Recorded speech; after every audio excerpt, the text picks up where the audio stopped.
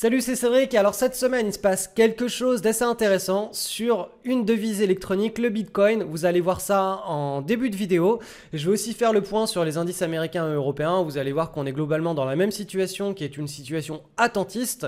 Ensuite, je vais vous présenter, il y en a quoi? Il y en a 6, 7 actions avec pour certaines des trades à mettre en place et pour d'autres simplement des analyses pédagogiques qui devrait vous aider à ne pas prendre position sur les mauvais titres avec des exemples pratiques et ces exemples ils sont en temps réel sur les marchés financiers. Il faut savoir que quand on fait du swing trading hebdo, on n'a pas besoin d'être devant ces écrans la journée, donc quand je dis temps réel, ça veut dire qu'on pourra prendre position au cours des prochaines séances sans que cela impacte la validité du trade, c'est-à-dire le prix de revient, le risque, etc.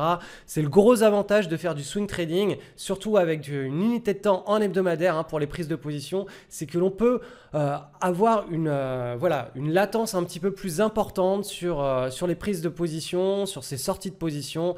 On a le droit à l'erreur. Bref, je vous explique tout ça dans cette vidéo et on attaque dès maintenant. C'est parti. Analyse du SP500 cette semaine, donc on est toujours dans la zone de consolidation, ce triangle. C'est toujours aussi la zone de support. Vous voyez, résistance, résistance, résistance. Et ici, support. Donc pour le moment, il ne se passe rien de particulier. On attend une cassure par le haut ou par le bas pour avoir la suite des événements. Sur le Nasdaq maintenant, où est-ce qu'il est? Il est ici. On a exactement le même genre de configuration. On consolide entre deux bornes. Donc ça depuis le milieu du mois d'août. Donc on attend toujours notre direction franche pour une nouvelle vague, soit de hausse, soit de baisse. Mais on privilégie quand même un nouveau marché haussier puisque, je le rappelle, on a eu ce gros signal courant juillet, comme quoi on rentrait dans un nouveau marché haussier après une consolidation d'une très grosse année. Maintenant, sur le marché européen, on va partir sur le... Hop là, que je retrouve tout ça. Le DAX. Alors, le DAX, idem, on est en haut de la consolidation. À court terme, quand on est dans une consolidation, on vend toujours la résistance et on achète toujours le support. Donc voilà, à très court terme, en principe, ça doit faire ça, jusqu'à ce qu'on ait une cassure par le haut ou par le bas. La cassure, elle peut arriver directement cette semaine. On ne sait jamais à l'avance quand est-ce que la cassure va arriver. Quoi qu'il en soit, là aussi, comme aux États-Unis, en Europe, sur le DAX, on est dans un range. Sur le CAC 40 avec dividendes réinvestis, c'est exactement la même configuration que sur le DAX. On est sur le haut du range. Et sur le CAC Mid et Small Caps, donc petite et moyenne capitalisation, là aussi on est sur le range. On travaille bien le support. Regardez, là et là, on est venu bien travailler le support. Donc, quand on est sur le support, le scénario à court terme, c'est toujours d'aller chercher la résistance. Donc là, on est plutôt haussier sur cet indice. Donc bien voilà, pour les indices européens et américains, on est toujours en zone de consolidation, donc il n'y a pas de direction franche sur les marchés. On attend toujours notre cassure, soit à la hausse, soit à la baisse. Alors l'événement de la semaine concernant les gros actifs, on va dire entre guillemets macroéconomiques, même si le Bitcoin n'est pas un gros actif macroéconomique, ça fait partie un petit peu des choses exotiques et différentes. On a cette semaine un breakout qui est en train d'avoir lieu. Regardez ici, sur les 3 dernières séances, on a les volumes. Donc, hop, ici, le jour du breakout, on a les volumes. Et là, vendredi, on a encore des volumes sur la confirmation. Donc, le Bitcoin, en principe, avec ce signal technique, vu que c'est un actif qui est très volatile et qui est relativement directionnel quand il entame une hausse, en principe, on devrait avoir quelque chose d'assez propre et une probable envolée des cours du Bitcoin au cours des prochaines semaines. Donc la fin de l'année, à partir du mois de novembre pour le Bitcoin, en principe, on ne sait jamais à l'avance, on ne lit pas dans les cours, mais en tout cas, voilà, le comportement de cet actif fait qu'on peut anticiper une belle tendance haussière. Donc je vous rappelle que j'avais déjà... Voilà, je vais vous le mettre ici. Je vous en avais déjà parlé ici du Bitcoin. C'était au mois d'avril, fin avril de cette même année. Et que là, on a à nouveau donc un pivot qui est cassé avec un breakout sur des volumes. Donc on verra ce qui se passe. Mais voilà, ça fait partie des petits événements de la semaine. Breakout à la hausse sur le Bitcoin. Et on attaque maintenant le petit tour des actions, donc vraiment petit tour d'un point de vue strictement pédagogique. Donc l'action CX2 qui est cotée sur le marché allemand, donc je vais vous la passer en hebdo parce que la pattern est plus propre en hebdo.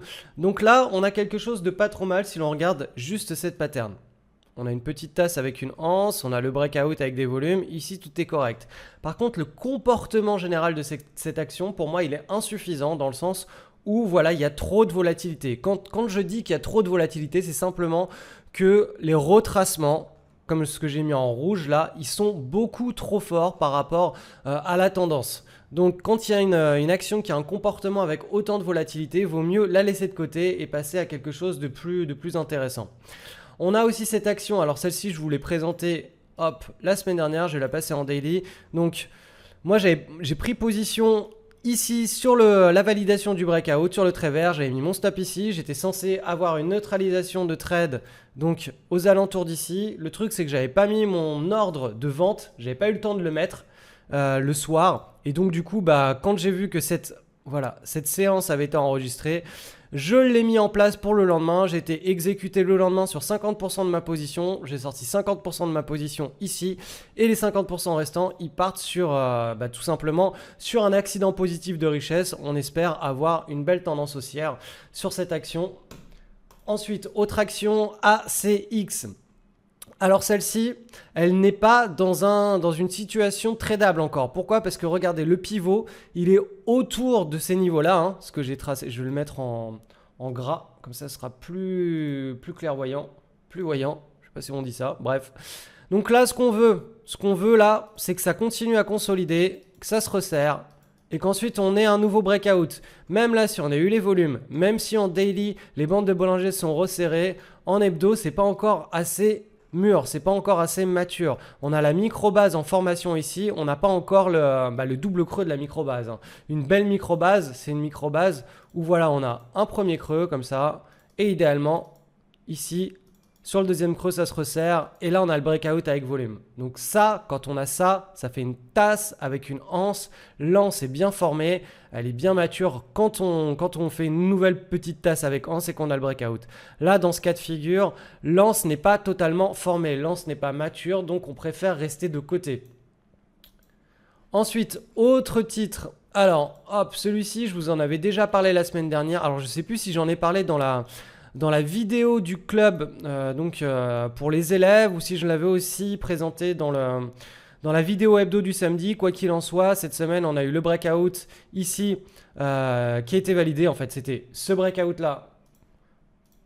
Il y avait eu des volumes.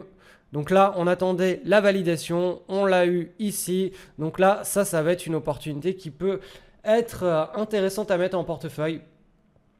Autre action. Je vais assez vite parce qu'il y en a plusieurs des actions que je voulais présenter. Quand je parle trop vite, j'ai toujours la gorge qui me gratte et ça me fait tousser. Alors, cette action, tac, je vais la passer en hebdo. C'est BRE, Brembo. Donc là, on a quelque chose de très sympathique sur cette action.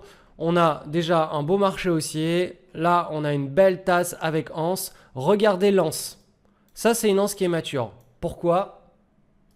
Parce qu'on a notre double creux ici et on a ensuite le breakout avec des volumes. Donc là, vous voyez, on peut tracer comme ça la tasse avec l'anse et l'anse, elle est bien formée. Elle a deux petits creux, les creux se resserrent. Donc après, l'idée, c'est d'aller analyser la qualité du breakout en journalier pour se dire je prends position ou pas. Donc là, mettez ça dans vos listes de surveillance pour une éventuelle prise de position dans les jours à venir. Autre titre intéressant, alors celui-ci ne ressortait pas sur une configuration hebdomadaire. Je vais vous montrer en hebdo, regardez, on n'a pas de stabilisation des bandes de Bollinger, la pattern est assez courte dans le temps. Vous voyez qu'on est toujours dans une tendance haussière, ça ne s'est pas encore stabilisé, c'est plus sur du daily cette action. Donc on a un très beau marché haussier, cette action est passée de 0,60, alors c'est quoi, c'est des euros, jusqu'à pratiquement 2 euros en l'espace de quelques mois cette année.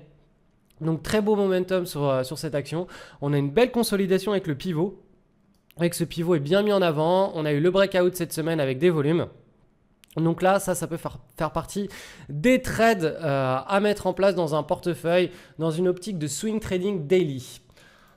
Ensuite, dernier titre pour cette semaine. Alors celui-ci, je voulais le présenter en hebdo et revenir sur un problème de liquidité. Alors celui-ci, j'en ai parlé dans la vidéo de l'école, hein, pendant la webconférence privée.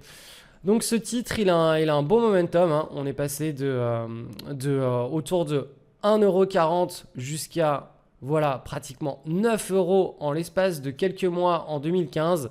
Là, 2016, ça a été une année de consolidation. Là, on a terminé la consolidation. On a le breakout ici avec des forts volumes. Donc vous voyez d'ailleurs que avant même le breakout, ici, on avait des acheteurs. Donc les volumes sur les petites et moyennes capitalisations, ils trahissent vraiment le comportement des acheteurs. On le voit, c'est clair et net. Quand on a des grosses barres vertes avant un breakout, ça veut dire qu'il y a des acheteurs qui accumulent le titre. Et puis bah là, hop, la cocotte minute a explosé et on a eu le breakout. Alors, on va passer en daily et je vais vous expliquer pourquoi moi, ça, c'était pas quelque chose que je recommandais en tout cas pour les traders qui ont des comptes correctement capitalisés. C'est parce que ça manque de liquidité. Et quand je dis que ça manque de liquidité, c'est simplement qu'on a des petits trous de cotation un peu partout, comme vous le voyez là, 26 septembre, 27, 28, 29. Il n'y a pratiquement aucun échange d'effectué. Vous voyez que là, par exemple, le 26 septembre, il y a eu volume 1. Donc il y a eu une action qui a été échangée pendant la séance complète du 26 septembre. Autant dire que le titre est peu liquide parce qu'il y a peu d'acheteurs et de vendeurs qui s'échangent des titres et que donc si vous voulez acheter ce titre ou le revendre, vous allez avoir des difficultés à trouver quelqu'un en face.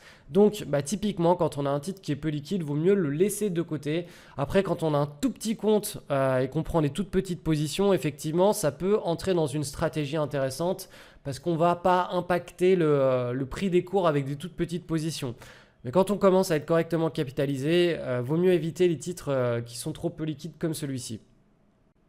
Alors si vous souhaitez vous former, mettre en place vos routines, trouver les bonnes actions, savoir où entrer, où sortir de position, comment suivre une tendance, comment mettre en place tout simplement un portefeuille qui soit actif avec un risque minimum, je vous invite à cliquer sur le lien juste en dessous de cette vidéo. Vous allez être redirigé sur ma page où je propose les packs de swing trading. Le swing trading, c'est pour des prises de position de quelques jours à plusieurs semaines, voire plusieurs mois.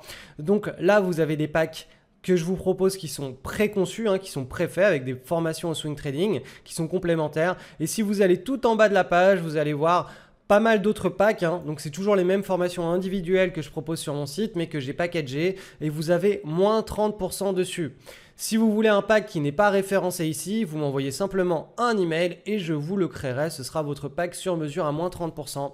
Donc je vous recommande encore une fois de ne surtout pas vous lancer avec de l'argent réel si vous n'êtes pas formé, si vous n'avez pas vos routines de mise en place. C'est très important, sinon vous allez, quoi qu'il arrive, perdre de l'argent, sauf si vous avez la chance du débutant au début, vous allez finir par perdre votre capital. Donc formez-vous, c'est vraiment très important, même si c'est pas avec moi, si c'est en achetant des livres, si c'est en y passant 2 ans, 3 ans, 4 ans sur tout simplement votre portefeuille virtuel. N'allez pas tête baissée investir dans les marchés financiers avec de l'argent réel si vous n'êtes pas formé et si vous n'avez pas vos routines.